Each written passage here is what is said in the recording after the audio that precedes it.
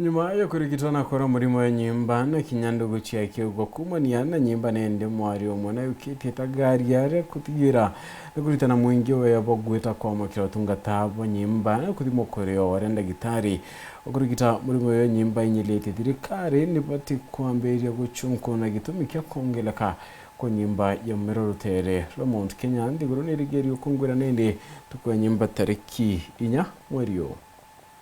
Nyuma ya memba wa familia wenkorokie bana kwithiro bekwa bathingatenie kumane murimo jwa NYIMBA mere ateno akwa mugweta kwithiro ithimi na mpumisha umira ikwaere gatundo kara gatura bogaitie nyonto ti gatundo kawithire ende inyimbe nyonto ndagitari bamwire mere kansa yone kinyirite stage ijere na kunombikyo bunene akeja kurigito KURIO ono kenyonto ewe amono turo mere netikiririe narambire rugendo rwo kurigito ja Nairobi mwaka ne jongirije 20 ne nyambere mwaka jongirije 20 mojo kinyira mere nari akora tha ijitori nande ngogene ne mere ikwithire tambia nkumo na ntumo kire mwingi mono kire koronari oba kwithire thimu mapema na nyankoroki kurigito daktari baria bakumimbio bakuthithia. So I would encourage everybody to get tested.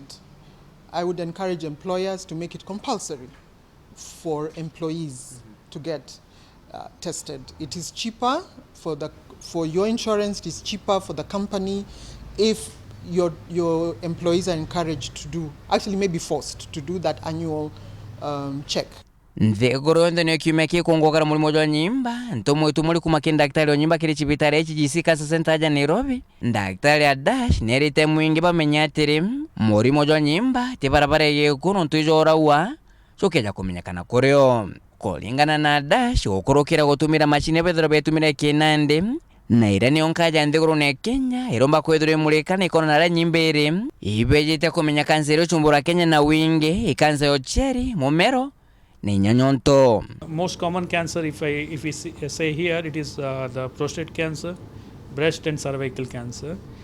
These are the top 3 cancers. These are curable if it is treated properly, diagnosed in early stage and treated in a proper way. They are curable.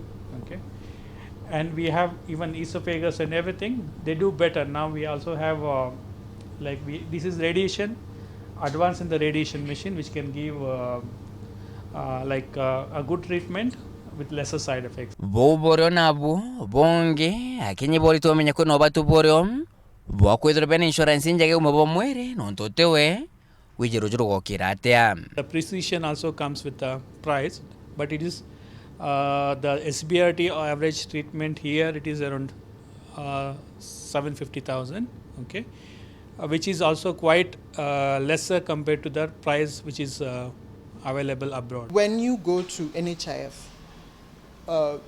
you need, I don't know how, maybe I'm assertive, I don't know, but ask questions and let them take as much time as possible explaining to you your benefits, what you are entitled to, and most importantly, if you choose, because they give you like a range of facilities.